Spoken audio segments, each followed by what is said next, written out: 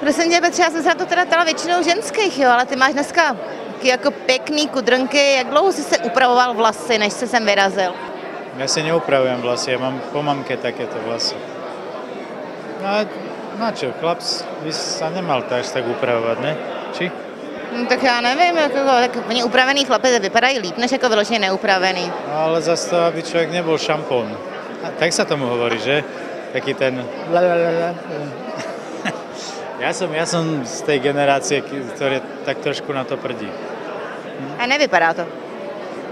Tak ďakujem príroda, ďakujem mamička. Hele, a proč nosíš pořád ofinu? Proč vlastně si jako nikdy nezměnil účes? Ty máš v zásadě stejný účes asi už 30 let? No imidž by sa nemala meniť. Ne? Ja si myslím. Ako veľké experimenty. To slúši hercom napríklad, pretože tí sa prevteľujú stále do niekoho iného. A spevák by mal byť taký. A mňa na to baví takto. Pretože všetci si teraz vyholujú hlavy. Ja neviem, ja si myslím, že to príroda vyrieši sama.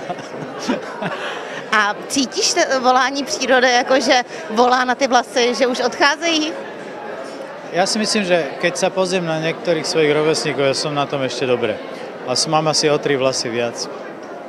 O 3 vlasy víc než ty ostatní, jo? Určite. O 3 vlasy, to je takéto prírodné bohatstvo a z toho ťažím vlastne už niekoľko rokov. Hele, a šedivíš, a nebo ne? Nebo to není u blondiáku poznat? No ja si farbím vlasy, jak všetci. Všetci 50-tnici si farbili vlasy. To je samozrejme.